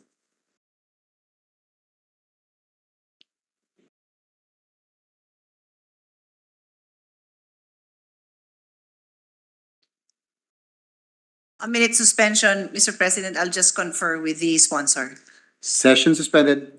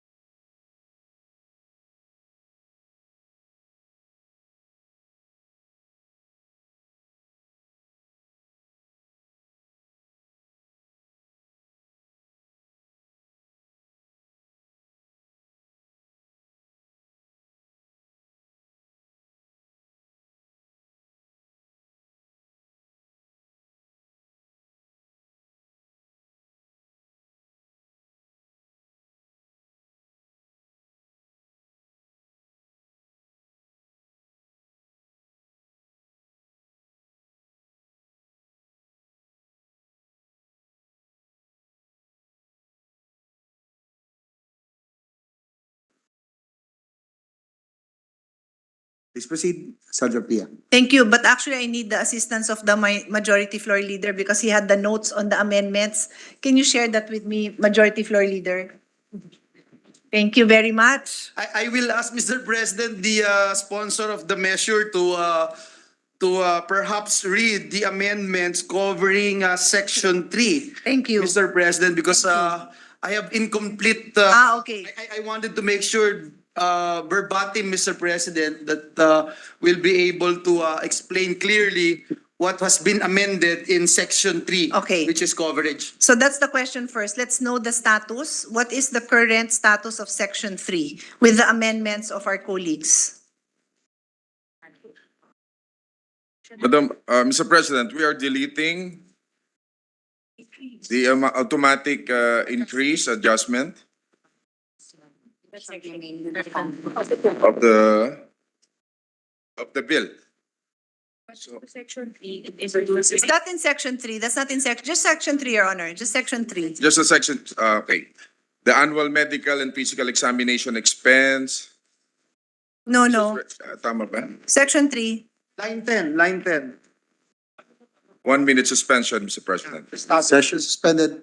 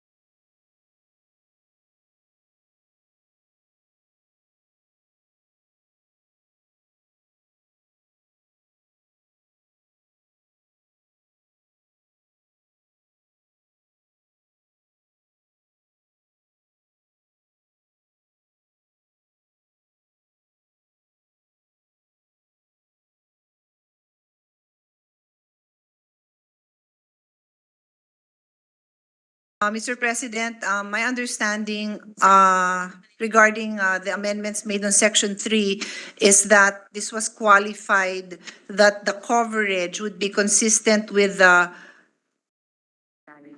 policy guidelines and delivery learning modalities recognized by the DepEd. Is that correct, Mr. President? Yeah, this is the amendment of Senator Lauren Okay, Legarda. sige. So my amendment may not be necessary depending on the answers of our sponsor. The objective here now with the amendment of Senator Lauren is to ensure that the is it correct that the objective here is to ensure that the cash allowance will be used only in accordance with these guidelines and taking into consideration the different deliveries of learning modalities. Is that correct? Yes. Yes, Mr. President. Okay, so for the record, because anytime this involves the disbursement of cash, and this will be cash that will be given to teachers, is that correct, Mr. Sponsor? This is cash? Okay. Yes. Well, before I go to my question, how will this be disbursed to the teachers? On a monthly basis, on an annual basis? It's annually, Annually. once And- a year. And Madam. do they have to give receipts for their purchase, or it is just a No, Mr. President. so once they have it, Right. Expense. so how do we ensure that this is used for that purpose? Because it is a great purpose, but we want to be ensured that it's used for that purpose. This is an allowance, Mr. President, so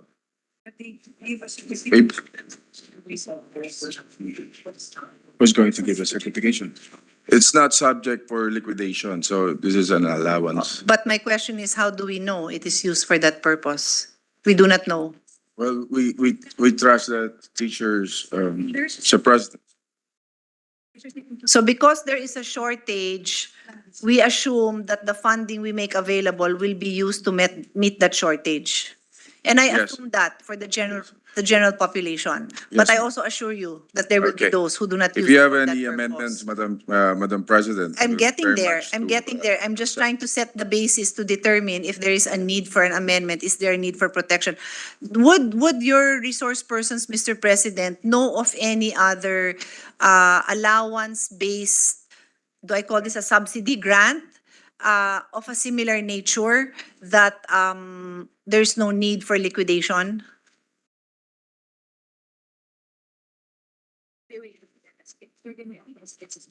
1 minute suspension, Madam President. Session.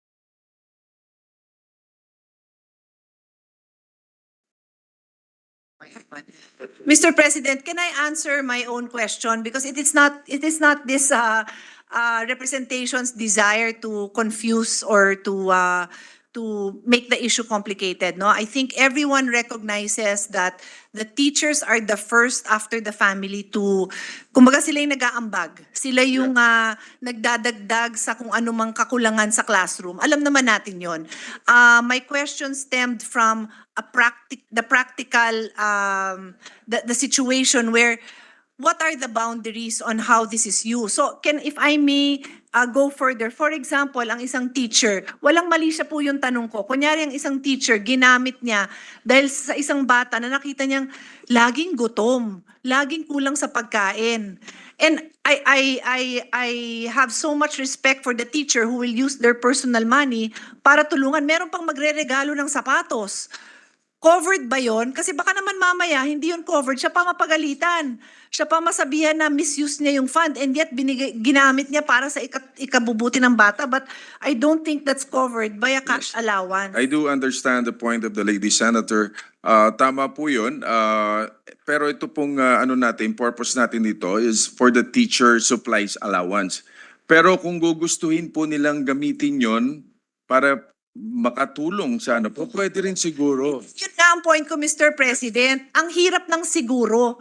Kasi we are governed by laws and we are governed, and I will look at the Maybe we can Secretary put of it DBM on record at this na moment, pwede. na baka naman, or COA, si COA pa yata ang ano, ayokong may COA dito. So, sa akin, Mr. President, paano ba? Do I amend this? It's a question, it's a genuine question. Do I amend this to include more than supplies, but to any expense that the teacher sees is needed by the child? Yun ba dapat ang scope natin? Yeah, Madam, Mr. President, I think the lady senator has a point there.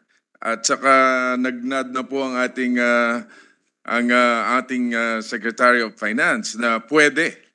Pati Secretary of Put Finance. it on record, ha? We have plus a DBM Secretary. So nandito na yung mga support group. So I don't see any problem Yeah. there, Mr. Mr. President. President, Majority Floor Leader, I don't intend to delay this. Our secretaries have been here for more than 2 hours for another matter, for a very important bill. For the purchase. I don't know. I think I have to consult the body. I am looking at the Minority Floor Leader. Okay ba yun na dagdagan natin to na the grant of cash allowance authorized in this act shall cover all public school teachers engage in teaching basic kasi it doesn't say it doesn't even say that, unlike before it's supplies. Tinanggal na yan eh. Dati kasi it says supplies. So is it really meant to be open-ended? Mr. President, it's The in next section. It's in section 4 All public school teachers shall be granted a teacher supplies allowance. Okay, for for the purchase. tangible. O di yun na nga, nalimit natin yon. Right. For the purchase of tangible or Tangible, intangible okay. teaching supplies and materials, and for the implementation of or conduct of various learning delivery modalities. O do I want to say, and for any need a teacher deems suited for the benefit of the learner? It's a question, Your Honor. I'm looking at the Minority Floor Leader because paano nga kung bumili siya ng pagkain para sa estudyante? Maybe Paano kung may maybe ask the minority floor leader. You want to Kunyari, interject? narinig niya may ubo. Isang buwan na, may ubo pa rin. Siya nagpagamot. Teaching supplies ba yun? Hindi na siya teaching supplies eh. It's not teaching But the supplies. truth is, and I ask His Honor to ask his advisors, hindi ba't kasama yan sa ginagastos ng isang teacher? Kasama yun.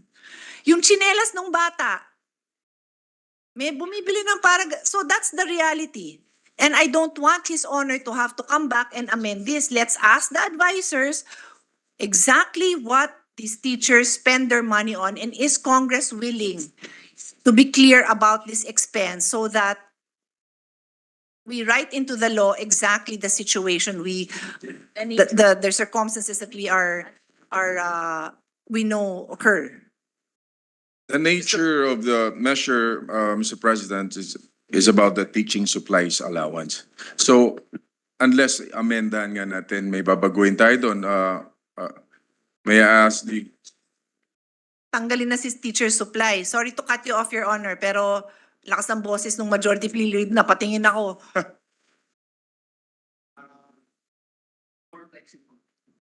Okay, so Teachers allow, okay, ito, just a thought.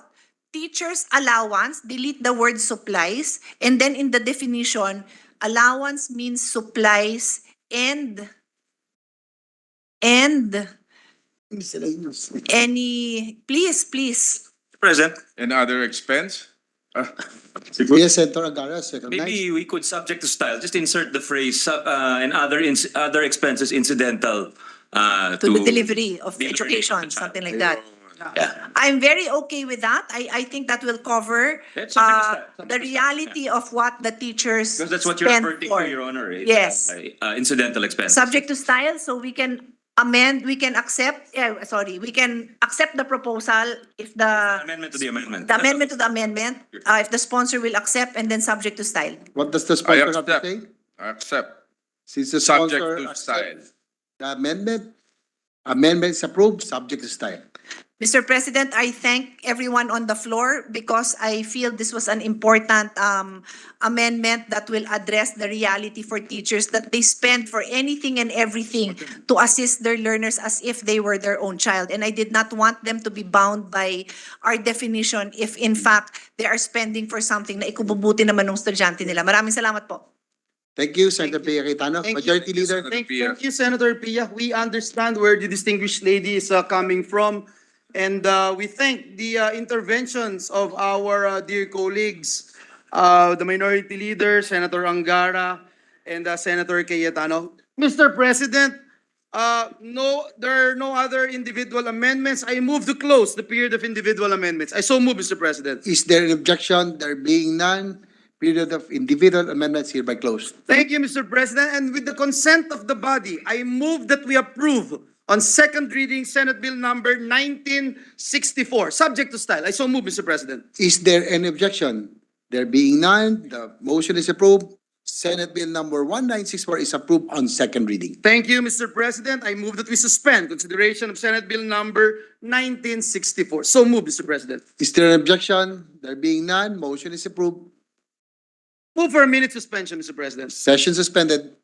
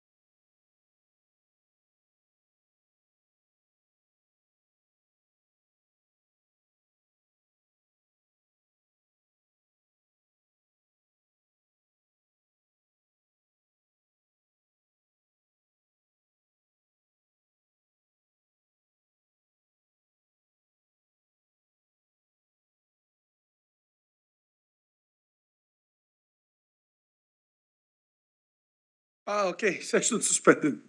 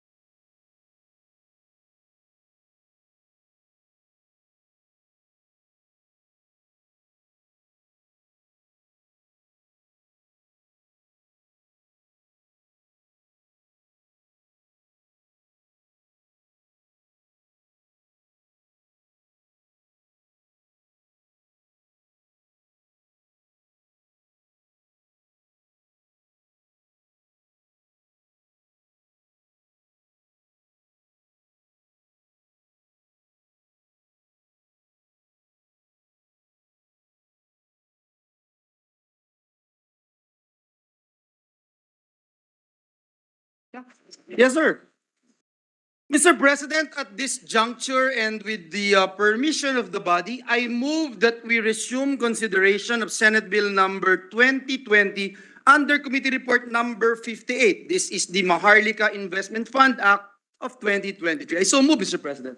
There being no objection to the motion, Senator Coco Pimentel There is is an recognized by objection, the Minority Floor Leader. For lack of quorum, Mr. President, I move that we adjourn our session, Mr. President. Is there an objection from the Majority Leader? I object, Mr. President. I think we have Sir, enough. I can ask for a 1 minute suspension. Yes, Mr. President. Thank you.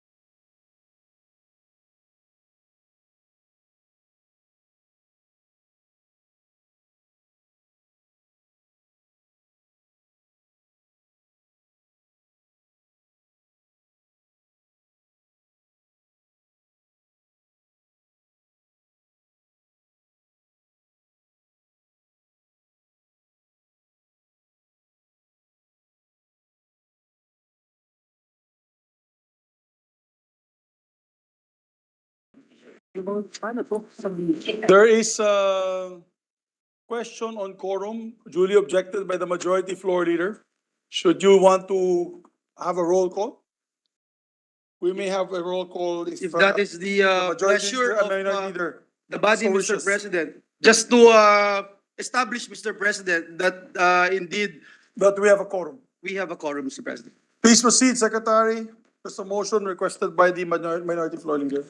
Roll call of members. The Honorable Senator Angara, Senator Binay, Senator Cayetano Alan, Senator Cayetano Pia, Senator De La Rosa, Senator Ejercito, Senator Escudero, Senator Estrada, Senator Gatchalian, Senator Go, Senator Ontiveros, Senator Lapid, Senator Ligarda, Senator Marcos, Senator Padilla, Senator Pimentel, Senator Poe, Senator Revilla, Senator Tolentino, Senator Tulfo, Senator Villanueva, Senator Villar Cynthia, Senator Villar Mark, the Senate President. Present.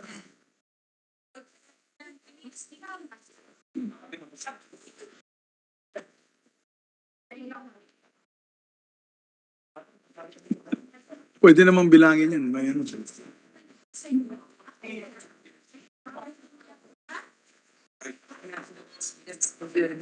14 kanina, plus Pia and Senator Aymin, Senator Cayetano. Kulang ng kape. Bigyan ng kape. Bigyan ng kape. So, mabibilang ako. 16. With 16 senators present, the chair declares the presence of a quorum. Thank you, Mr. President. Mr. President, I move for the previous question, Mr. President, that we consider Senate Bill number 2020 under Committee Report number 58. I so move, Mr. President. There be no objection, motion is approved. Mr. President, the parliamentary status of the measure is that we have sponsored the bill, and I now move to open the period of interpellations and debate. I move that we recognize the sponsor of the measure, Senator Mark Villar, and to interpellate is Senator Bato de la Rosa. I so move, Mr. President. There being no objection to the motion, motion is approved. We like to recognize the distinguished gentleman from the region of Davao and Bohol, Senator Bato de la Rosa. Thank you, Mr. President. Mr. President, would the good sponsor yield to a few clarificatory questions? Yes, I yield to the good senator. Thank you, Mr. Sponsor. These questions have been asked in other fora, but for purposes of enriching the records of the Senate, I would like to ask the following clarificatory questions. Number one, Mr. Good Sponsor, the Maharlika Investment Fund is considered a sovereign wealth fund. For the record of this body, may we know what are considered a sovereign wealth fund? Yes, thank you. Thank you, Mr. President. And for the information of everyone, the public, a sovereign wealth fund is a special purpose investment fund that is owned by the state. Of course, the purposes vary for the investment fund, but in general, these funds are used in order to maximize the assets of the state for various reasons, and also to promote the development of the state which owns the fund, and to generate a robust return for the state. Thank you, good sponsor.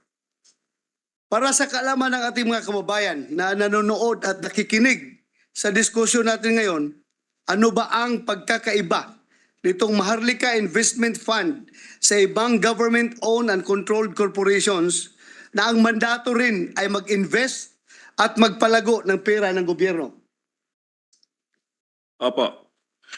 Itong investment fund, yung sovereign investment fund, ay mag-i-invest po sa mga projects na makaka-generate ng mas malaking return po sa gobyerno. So, ito po ay isang form of equity, tinatawag po nilang equity, yung mga shares ng mga kumpanya, and makaka-generate din po ng mga funds na galing po sa abroad, galing din po sa mga institutional investors, at itong mga pondo ay pwedeng gamitin ng gobyerno para sa mga flagship projects katulad ng infrastructure projects, mga proyekto po sa agrikultura. So, pag na-invest po yung mga pondo, syempre, makaka-generate din ng returns for government. So, mama-maximize din po ang mga assets ng gobyerno at magkakaroon ng income ang gobyerno pag nagkaroon po ng ganitong klaseng fund. Yun ang objective po ng isang sovereign wealth fund. Thank you, good sponsor. Next question is, why is there a need to establish a Maharlika Investment Fund? Ano ang magagawa ng Maharlika Investment Fund Corporation na hindi kayang gawin ng existing government financial institutions? Ako po, galing po ako sa infrastructure dahil ako po yung dating secretary ng DPWH. At nakita ko rin po na marami po mga infrastructure projects na nangangailangan ng karagdagang pondo at minsan hindi rin kaya ng GAA or General Appropriations Act ng gobyerno. Kaya kailangan natin magkaroon ng ibang fund sources. At ang kagandahan po ng Maharlika, ito po ay magbibigay ng additional fund sources para sa ating mga infrastructure projects. Pero hindi naman exclusive po sa infrastructure dahil pwede rin tayo mag-invest sa agricultural sector, sa energy sector. At ito po ay isang additional source of funding na wala po tayo ngayon. Dahil sa gobyerno, ang source of funding natin ay yung utang natin na galing sa ibang bansa at yung internal funds ng gobyerno, yung GAA. Pag nagkaroon po ng Maharlika Fund, makakakuha din tayo ng investments na galing sa iba. Ang tawag po nila ay equity investment. So, hindi lang utang at hindi lang national government ang source ng funding natin. Magkakaroon din po tayo ng equity funding na galing sa ibang bansa at galing din sa mga local investors. Thank you. The proposed authorized capital stock of the Maharlika Investment Corporation under the bill is 500 billion pesos. May we know what are the GOCCs which have the same level of capital stock? How is the performance of such GOCC? May kinita ba ang national government mula sa mga GOCC na ito?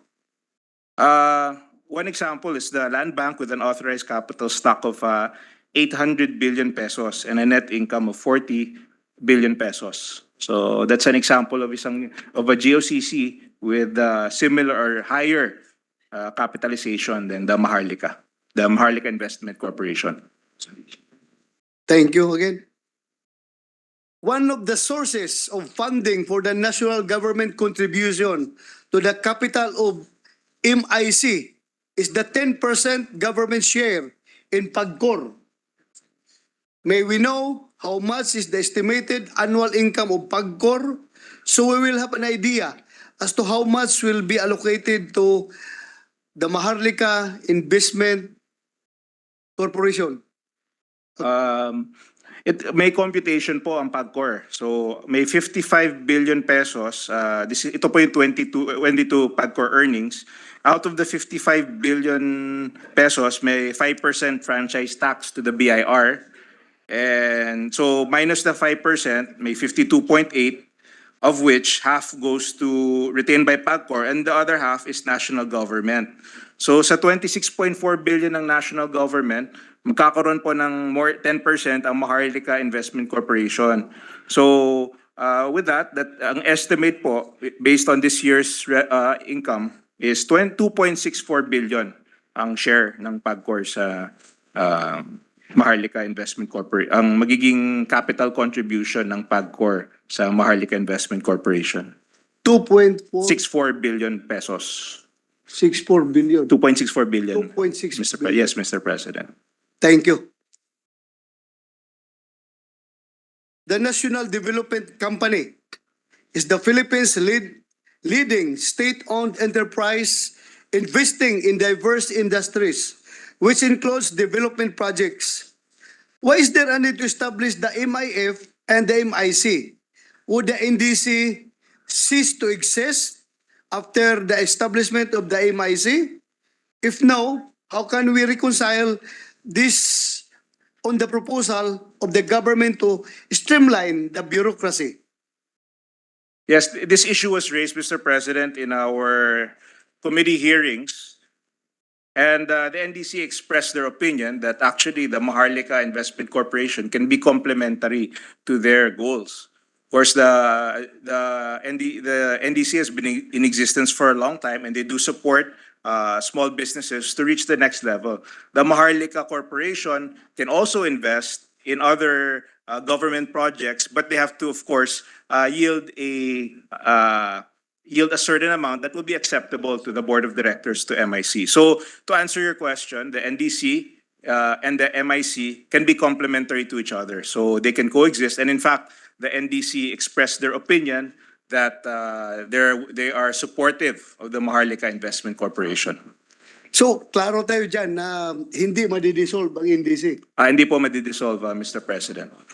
Thank you. Is there, next question is there a cap on the administrative and operational expenses of the MIC? How does it compare with the administrative and operational expenses of other GOCCs? How many employees are we planning to hire? How many financial consultants would we need to have a functional Maharlika Investment Corporation? Of course, the amount allocated for administrative is comparable to other GOCCs, and that amount is 2%, which is provided for in the law, which says that there's a cap of 2% on the administrative expense. With regards to the with regards to the manpower that is needed, of course, there's a the board of directors will have the discretion on how to use it. Of course, of course, at the same time, respecting the 2% cap that is provided for in the law.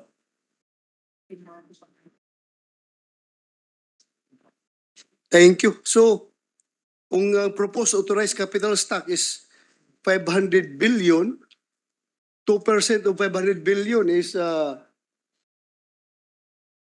Yung five, that's authorized but not paid up. The paid up is 120. 120. 120 billion. Okay.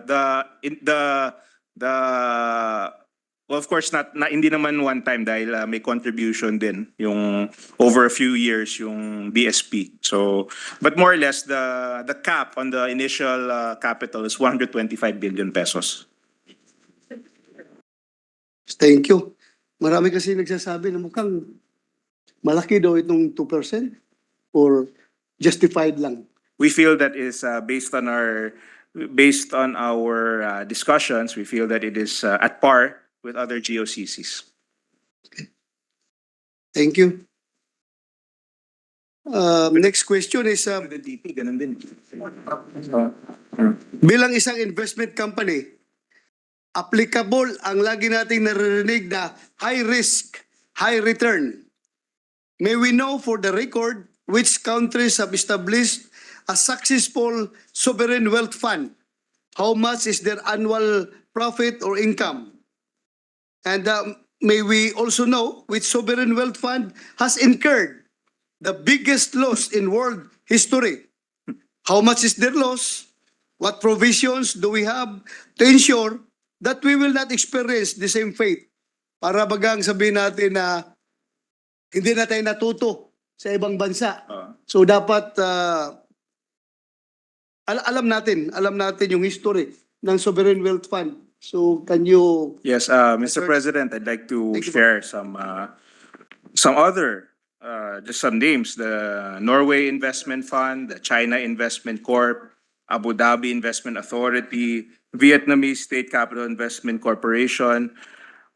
I think it's important to look at these state funds, not in the short-term perspective. When it comes to investments, they look at it through maybe a minimum 5-year up to 10-year period.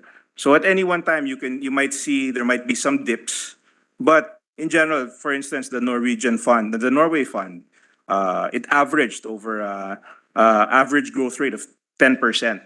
But if you capture, there might be times where you capture a loss in 1 year, but you have to look at it over the lifespan. I-average nyo po, ang tawag dun CAGR, the cumulative average growth rate. So, ang importante po sa ganitong pondo, yung titignan po natin yung long-term return. So, in general, most of these returns, the target of the Maharlika is a minimum around 8%. But there are other funds, such as, I'll give you an example, the Norway fund was able to achieve a cumulative average of about 10%. But of course, if you're looking at, there were certain years na hindi naman ganun kataas. May certain years na mas mataas, pero yung average ang tinitignan natin na Mr. President. So I think that nothing in this world is 100%. But of course, that's why we have experts there, and we have, you're asking what will prevent us. Well, we have our economic management. We have a advisory board composed of the DBM, composed of the treasurer, composed of the NEDA, that we be able to advise them. We have a board of directors who have 9 members representing the private sector and also those who put in capital in the company. So these are very respected, very competent personalities in finance, and we feel that they can generate the returns that are needed in the Maharlika. Can you say to us an example or anong bansa yung the worst record ng sovereign wealth fund nila? Anong bansa yung pinakapalpak yung nangyari sa kanilang sovereign wealth fund? Para at least Malaysia. Yes, let's say, I'll give you an example, okay? Let's say what I was talking about. There was like for instance, one of the worst at one point was the first half of 2022 for the Norway Wealth Fund, which was negative paper losses of negative 14%. That was during a certain period. But again, when you analyze it over an extended period, over 10 years, overall, the return for the generate for government surpasses that period. But again, that's how when it comes to any kind of investment funds, it's not a straight line. It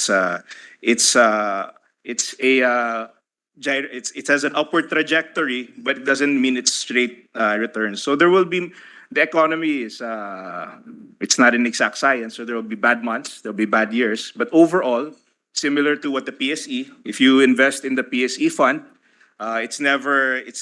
it has an average growth rate, but there will be periods where the PSE is down. So ganun din lang yan. May times na down yung PSE, but if kung i-compute mo yung average growth rate, it still beats, for instance, the treasury bill rate.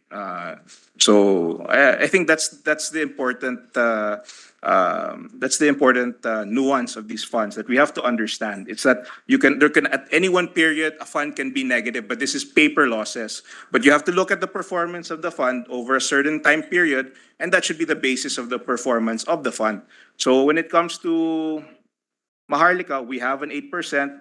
It's very achievable, we believe, and I can speak for myself, being the department secretary, that I've seen a lot of infrastructure projects that were vetted by the NEDA that achieved a IRR of more than 15%. So there are projects that can generate the income for government, and I believe the Maharlika has enough safeguards to ensure that we will achieve a good rate for return for the government. So, balikan ko lang, Mr. President, yung binanggit mo about Netherlands, ano yung bansa yun? Norway. Norway. Buhay pa ba? Yung investment, Oo naman. yung kanilang investment Oo fund naman. ngayon? Oo naman. Okay pa? Okay pa. Okay na, okay Hindi pa. pa sila nagsisisi? Hindi. Very good. Sige. Hindi pa nagsisisi. Last question, Mr. President. Yes. Did you find my interpolation friendly one? That's all. Thank you, Mr. President. Majority Leader, maraming salamat. Thank you for for the answers coming from our. I'd like to thank the friendly senator. I'd like to thank the friendly senator. What's your answer? That's why I'd like to thank the friendly senator. So it's being friendly. Thank you, Mr. President. Thank you, good sponsor. Thank you, Mr. President. Thank you, Senator Bato de la Rosa. Mr. President, next to interpolate is the distinguished lady from the great province of Pangasinan and Iloilo, no other than Senator Grace Poe. I move that she be recognized. Our distinguished colleague, Senator Grace Poe, is recognized. Thank you, Mr. President. This is just a prelude to my other questions later on next week. But just a clarification with some points that were raised by our senator from Bohol and Davao. He mentioned that PAGCOR is actually contributing around 2 billion plus to the fund. That's a estimate based on this year's revenue generated. It's basically a model.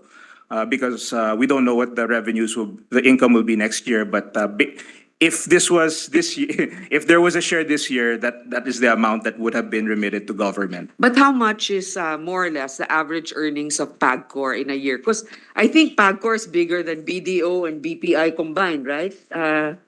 Their earnings, or is that? I believe the earnings of PAGCOR is approximately 55 to 60 billion a year. But of course, this is a moving figure.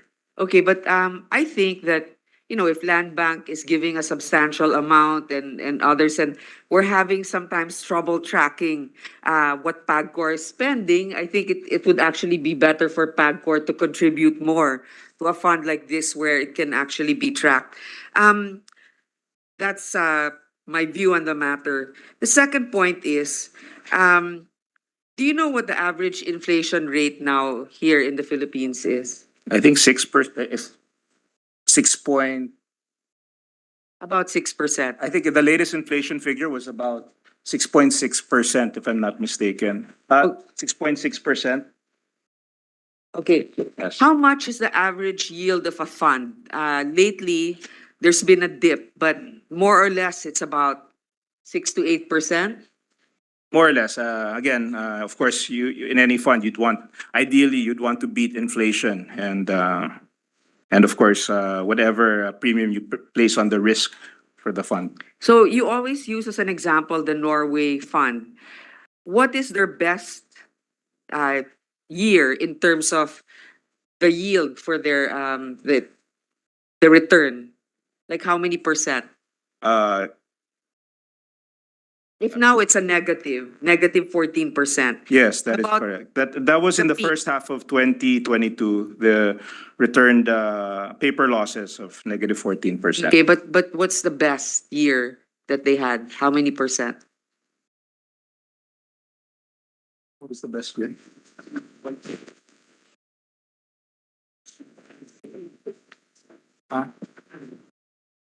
7.5.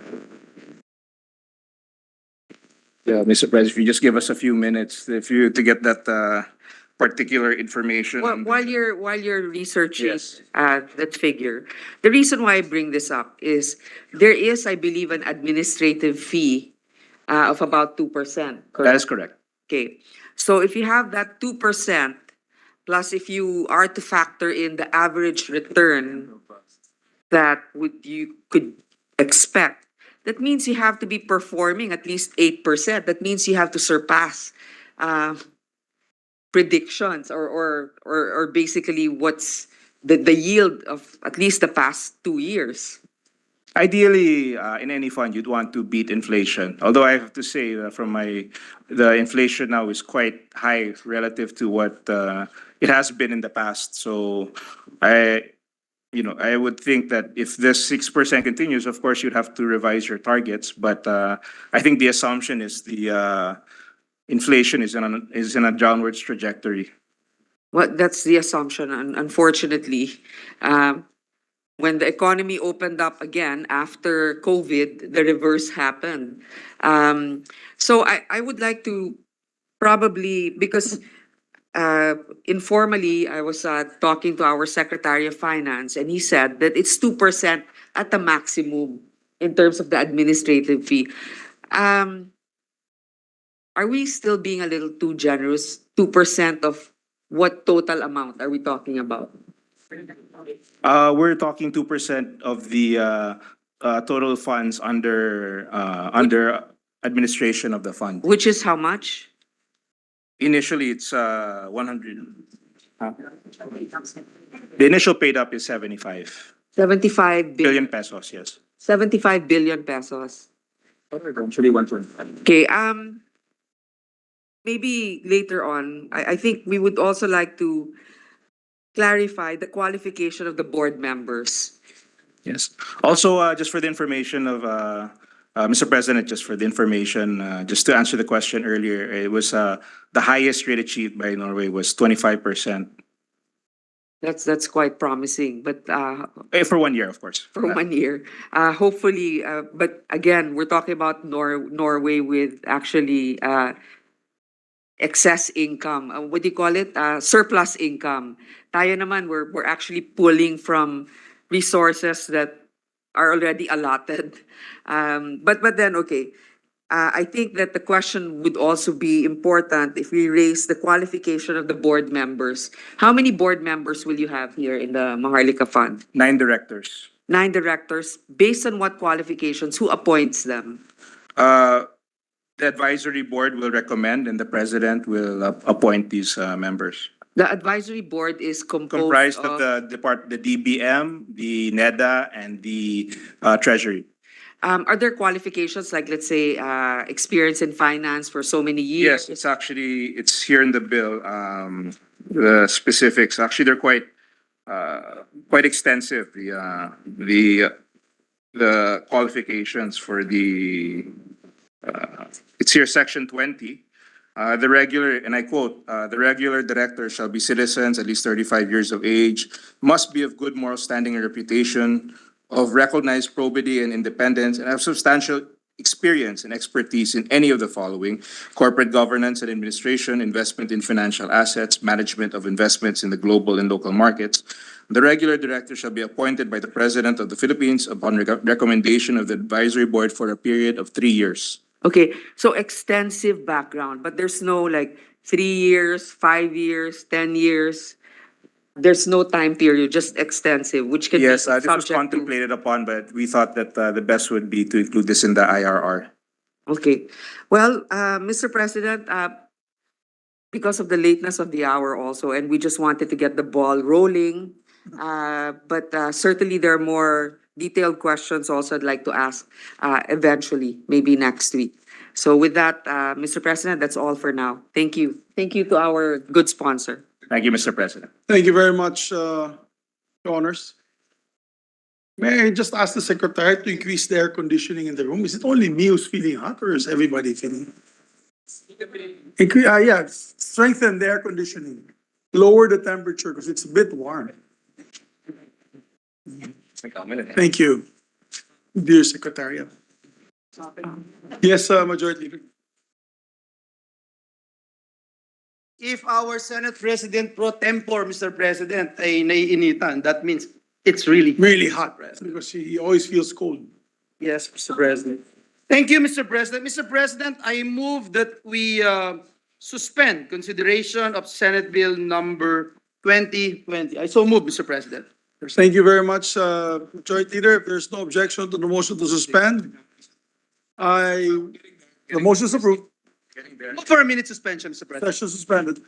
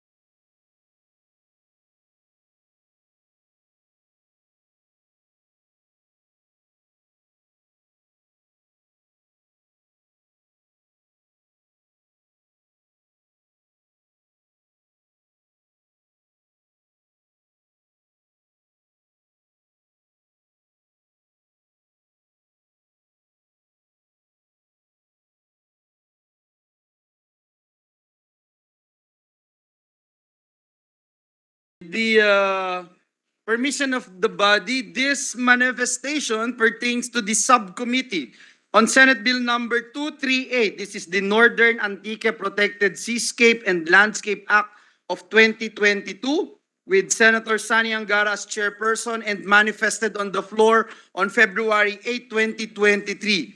On this note, Mr. President, may I manifest for the record that Senate President Pro Tempore, Senator Lauren Legarda, be made as co-chairperson for the said subcommittee. I so manifest, Mr. President.